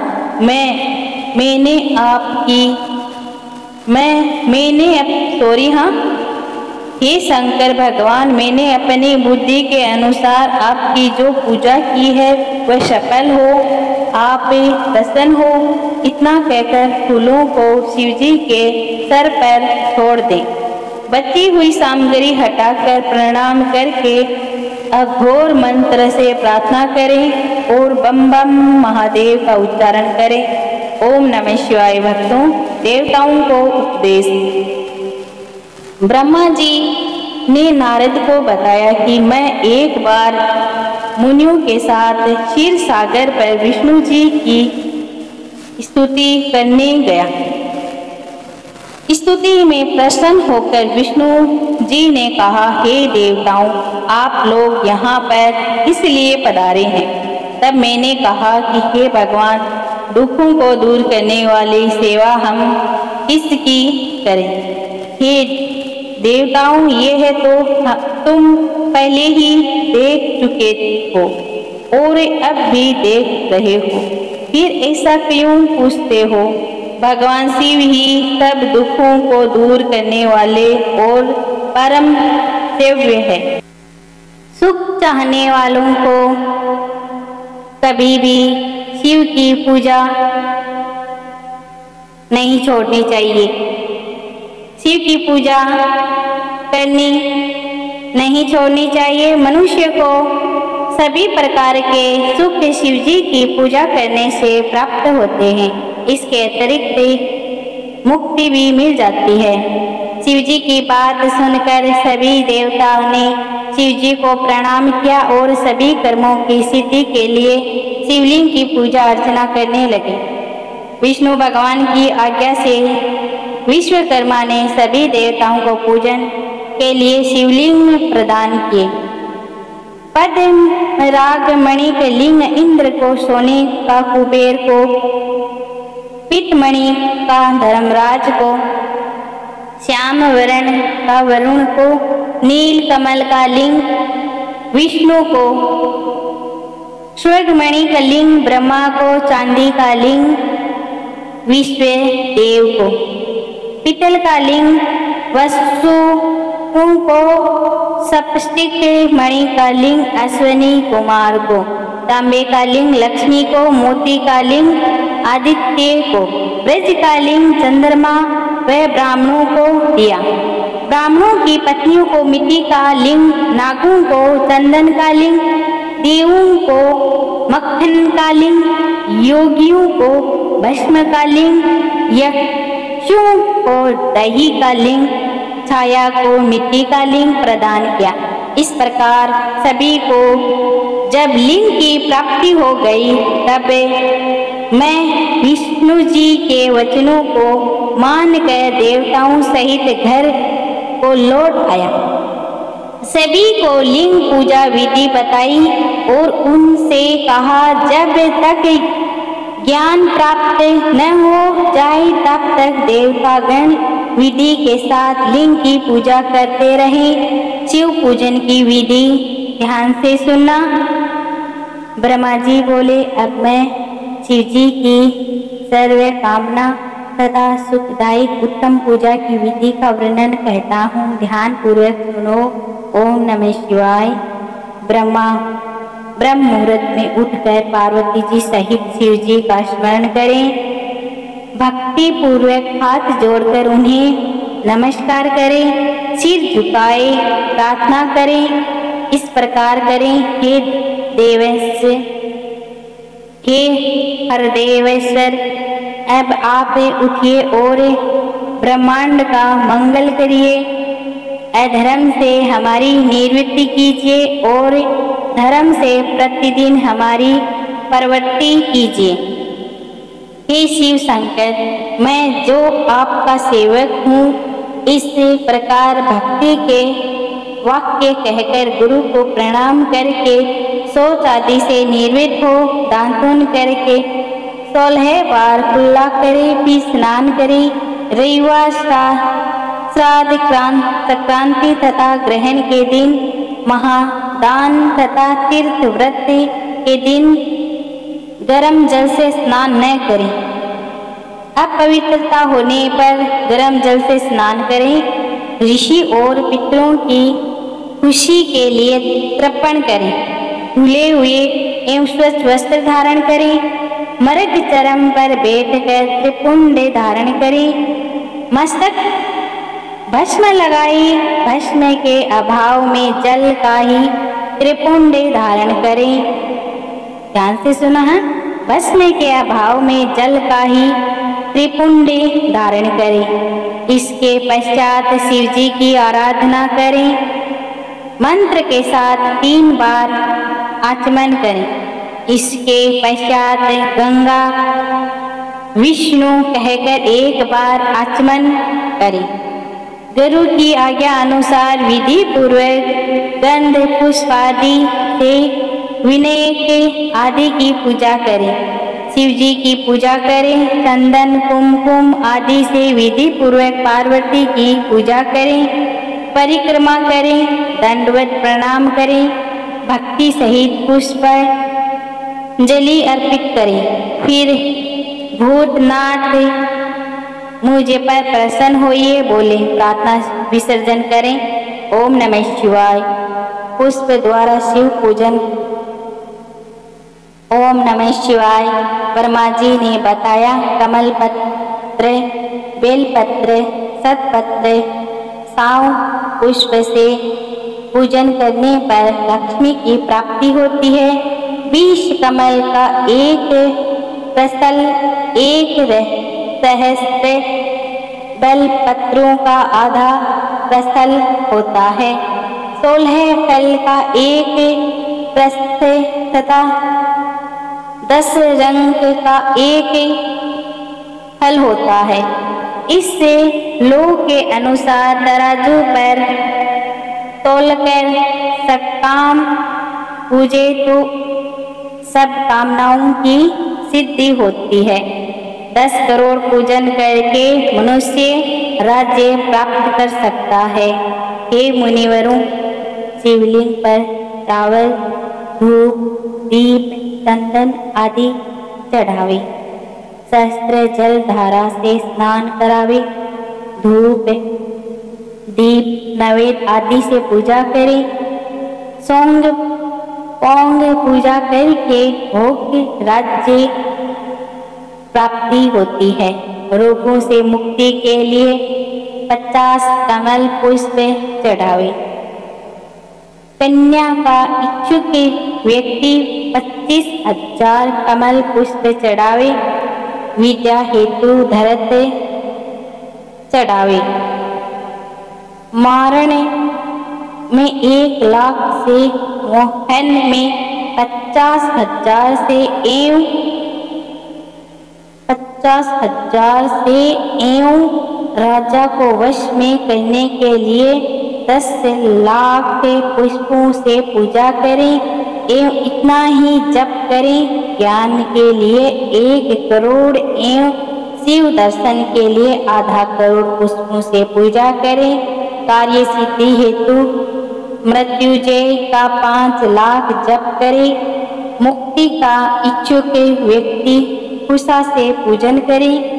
आयु लंबी चाहने वाला व्यक्ति 1 लाख दुर्वा चढ़ावे। लंबी आयु चाहने वालों को 1 लाख दुर्वा चढ़ावे। पुत्र का इच्छुक व्यक्ति 1 लाख धतूरे के फूलों से पूजा करे। धतूरे की डंडी यदि लाल रंग की हो तो शिवजी मुक्ति प्रदान करते हैं।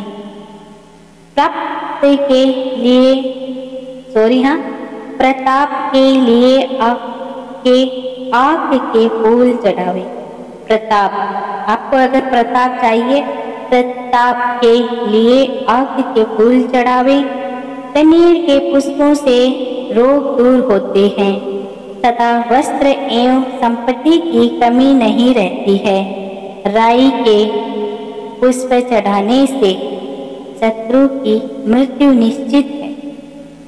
चंपा और केतकी के फूलों को छोड़कर शिवजी पर सभी प्रकार के फूल चढ़ाए जा सकते हैं। चावलों को चढ़ाने से लक्ष्मी की वृद्धि होती है। 1 लाख फल तिल चढ़ाने से महापाप का नाश होता है। 1 लाख या 8 प्रस्थल जो चढ़ाने से स्वर्ग सुख की प्राप्ति होती है। जवर शांति के लिए जल धारा मंगल देता है। इसमें रुद्र जाप, मृत्युंजय जाप, रुद्र सूक्ष्म आदि का जाप श्रेष्ठ होता है। गंगाजल से मुक्ति प्राप्ति होती है। कैलाश और वैकुंठ आदि की उत्पत्ति। ओम नमः शिवाय। भक्तों, नारद से ब्रह्मा जी बोले, जब शिवजी अंतर ध्यान हो गए तब मैंने हंस का और विष्णु ने 12 का रूप धारण किया। हंस के ऊपर जाने की गति निश्चित होती है और निरशीर विवेक के कारण तत्व ज्ञान को जानने में तथा तत्व का निर्णय करने में समर्थ है और 12 की गति नीचे उतरने में निश्चल होती है। इसी रूप द्वारा विष्णु ने 12 कल्प रचना चाहा था। इसी दिन से 12 कल्प कहलाया। शिवजी का ध्यान कर मैंने सृष्टि की रचना प्रारंभ की। प्रथम जल की उत्पत्ति की।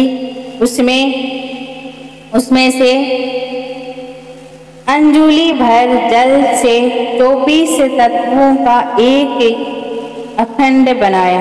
वह खंड बृहत होता गया।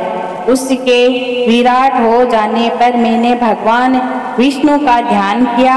उन्होंने खंड में प्रवेश कर उसे चेतन किया। उसके शस्त्र पैर, शस्त्र हाथ, शस्त्र नेत्र, शस्त्र सिर आदि प्रकट हो गए। उस विराट पुरुष ने सारी पृथ्वी को ढक लिया। फिर विष्णु कैलाश से ऊपर वैकुंठ को चले गए। मैंने सृष्टि रचना प्रारंभ कर दी। पहले पाप की सृष्टि की, जिसमें अविद्या और तप की प्रधानता थी। इसमें स्थावरों की रचना की। इसके बाद शिवजी का ध्यान करके तिरछी जीवों की रचना की। फिर सात्विक की देवताओं की रचना की। शिवजी की आज्ञा से रजोगुण वाले मनुष्यों की रचना की। इस प्रकार 5 तरह की सृष्टि हो गई। फिर महत सरंग, सूक्ष्म भौतिक सरंग तथा वैकारिक सरंग उत्पन्न किए। वैकारिक सरंग से प्राकृतिक 8 प्रकार की सृष्टि हुई। जब इससे में विकृति हुई तो 9वां कुमार सरग उत्पन्न किया। फिर उपभोगी दिव्या तमक सरग उत्पन्न किया, जिसमें सनकादिकों का महान कुमार सरग उत्पन्न किया। ये मेरे मानसव पुत्र कहलाए। जब मैंने इनमें से सृष्टि रचने को कहा तो मेरे नेत्रों से अश्रु टपकने लगे। विष्णु जी के कहने पर मैंने शिव जी का तप किया। इससे मेरी भौहें और नासिका के मध्य से विमुख तथा अर्धनारी शिव प्रकट हुई। उन्हें देखकर मैं प्रणाम किया, प्रसन्न हो गए। मैं उनसे बोले, हे देव, आप जन्म और मरण वाले प्रजा की सृष्टि कीजिए। परंतु शिवजी ने यह कार्य स्वयं न करके मुझे ही सौंप दिया। मुझे माया रहित रहने पर वरदान देकर अंतर ध्यान हो गए। सृष्टि की उत्पत्ति। ब्रह्मा जी बोले, हे नारद, इसके बाद शब्दादि पंचभूतों द्वारा पंचीकरण करके उनसे आकाश, वायु, जल, अग्नि, पृथ्वी, पर्वत, समुद्र, वृक्ष आदि और काल चक्र से युग पर्यंत सभी कालों की रचना की तथा सृष्टि के अन्य बहुत से पदार्थों की मैंने रचना की। परंतु इससे मुझे संतुष्टि नहीं मिली। मैंने पार्वती सहित शिव जी का ध्यान कर अन्य सृष्टि के पदार्थों की रचना की।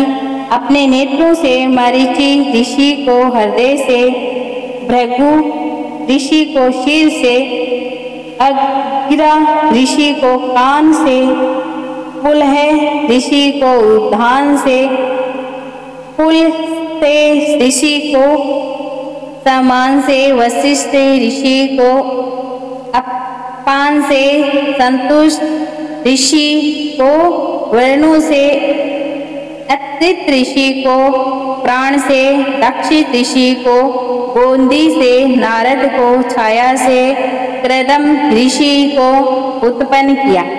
इसके बाद मैं 2 भागों में बंट गया। एक भाग से पुरुष और दूसरे भाग से नारी बना, जिसमें सतरूपा नाम वाली योगिनी नारी और संभव मनु पुरुष बने। सतरूपा नारी को मनु ने ग्रहण कर मैथुनी सृष्टि विभाग द्वारा उत्पन्न की। इससे मनु के प्रिय व्रत और उतारण पाद जो पुत्र और आकृति, देवहूति तथा प्रसूति नामक की 3 कन्याएं उत्पन्न हुई। आकृति को रुचि नामक मुनि को दिया तथा देवहूति को कृदम प्रजापति को दिया। प्रसूति का विवाह दक्ष के साथ हुआ। इन्हीं की संतानों से चराचर जगत भर गया। रुचि और आकृति से यज्ञ हुआ। यज्ञ के बाहर पुत्र हुए। देवहूति के कर्दम द्वारा अनेकों संतान हुई। दक्ष प्रजापति के 24 कन्याएं ने जन्म लिया। ये कन्याएं क्रमशः भृगु, भव, मारीचि, अग्नि आदि ऋषियों को ब्याह दी गई। इनमें से असंख्य संतान उत्पन्न हुई। शिवजी ने त्रिशूल के अग्रभाग से सती की रक्षा की, जिन्हें सर्वव्यापी विष्णु ने अपने प्रभाव से बनाया था। फिर वही लोक कल्याण हेतु दक्ष के यहाँ प्रकट हुई। सती की परंपरा शिवा ये 3 रूप है। सती रूप में शंकर जी के साथ उनका विवाह हुआ। पिता के यज्ञ में सती ने अपना शरीर त्याग कर दूसरे जन्म में वे पार्वती के रूप में पैदा होकर शंकर जी को पुनः प्राप्त हुई। उनके अन्य भक्तिदायक नाम है कालिका, चंडिका, भद्रा, चामुंडा, जया, विजया, जयंती, भद्रकाली, दुर्गा, भगवती आदि। इस प्रकार के मुनि मैंने तुम्हें सृष्टि की रचना का वर्णन किया जो शिव जी की रचना से मैंने रची है। पापी गुण निधि की कथा। ब्रह्मा जी ने नारद से कहा कि जिस प्रकार शिव जी कैलाश पर गए तथा कुबेर से जिस प्रकार मित्रता हुई वह प्रसंग सुनो। ओम नमः शिवाय। भक्तों,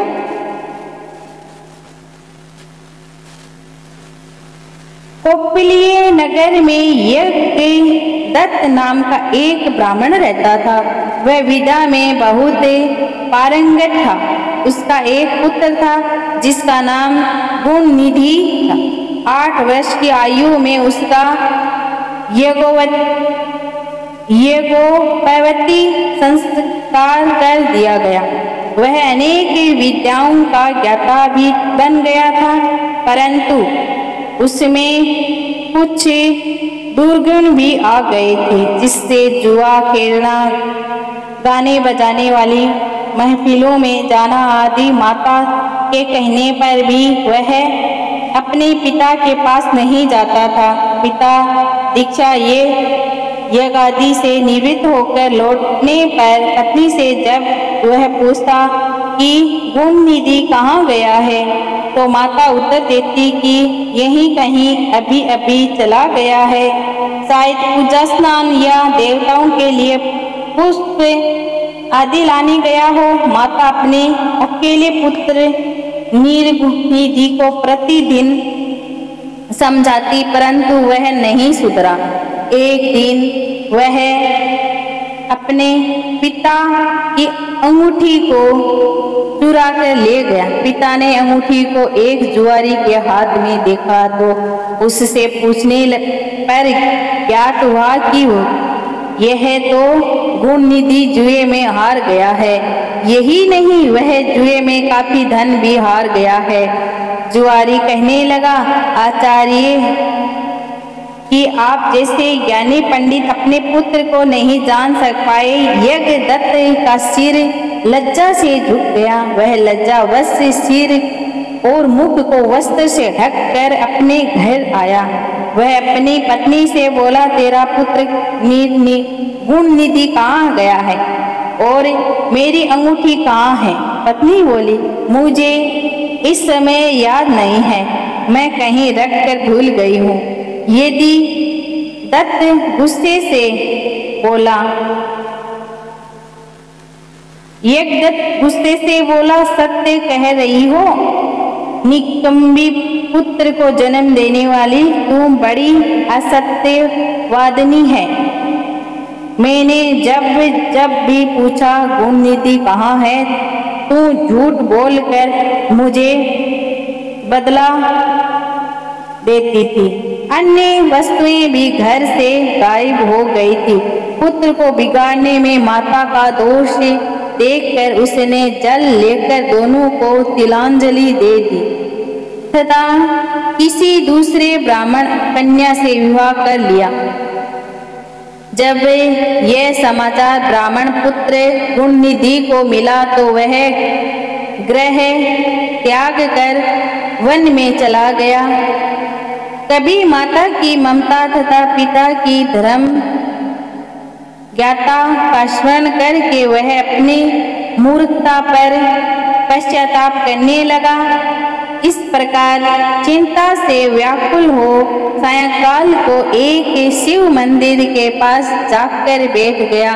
वह भूख प्यास से व्याकुल हो रहा था। उसी समय कोई व्यक्ति सब परिवार शिवरात्रि का पूजन करने आए। उनने पूजा करने के बाद घर से लाए पकवान आदि शिवलिंग पर चढ़ाए। वह सभी सो गए। तब रात्रि में भूख से व्याकुल यज्ञदत्त के पुत्र गुणनिधि ने छिपकर मंदिर में प्रवेश किया और शिवलिंग पर चढ़ाया गया प्रसाद लेकर चंपत हो गया। परंतु उसी समय उसके पैरों की आवाज से सभी लोग जाग गए। उसे भागते हुए रक्षकों ने पकड़ लिया और उसकी इतनी पिटाई की कि वह मर गया। उसे यमदूत आकर ले जाने वाले थे कि उसी समय शिवजी के पार्षद भी उसे लेने आ पहुंचे। वह यम के दूतों से बोले, ये यमदूतों, इसे छोड़ दो। इसने जहाँ पाप किए हैं वहीं कुछ काम धर्म संबंधी भी किए हैं। जैसे शिवलिंग पर गिरती हुई दीपक की छाया को इसने निवारण किया और रात्रि में इसने अपना वस्त्र फाड़कर दीपक में बत्ती भी डाली है। उसी प्रसंग में इसने शिवजी गुणों का स्मरण भी किया है। व्रत रखकर इसने शिवजी की पूजा व दर्शन भी किया है। स्थिर चित्त से द्वार पर बैठा रहा है। इस कारण अब यह हमारे साथ शिवलोक में जाएगा। यह वहाँ कुछ समय रहकर पुनः कलिंग देश का राजा बनेगा। शिव गणों की बात सुनकर यम के दूत अपने लोक को चल गए। जब यह समाचार उन्होंने यमराज को सुनाया तो वह बड़े प्रसन्न हुए और वह शिवलोक में कुछ समय रहकर अरिनंदम नाम के कलिंग देश का राजा हुआ। शिवजी की थोड़ी सी सेवा भी बहुत फलदायक होती है। ओम नमः शिवाय। भक्तों, आपको आज इतना ही गुणनिधि की कथा यहीं समाप्त करते हैं। अगर आपको यह कथा अच्छी लगी हो तो कमेंट में ओम नमः शिवाय जरूर लिखना। और पूरे श्रावण मास में मैं आपको ये कथा पूरी सुनाऊंगी। अगर आपको इसमें कोई गलती नज़र आती हो तो मुझे ज़रूर बताना, क्योंकि मैं फर्स्ट बार पढ़ रही हूँ इसको, इसीलिए मुझे माफ़ करना। तो वीडियो में एंड तक बने रहने के लिए आपका बहुत बहुत धन्यवाद। नमस्कार। अगले वीडियो मिलते हैं।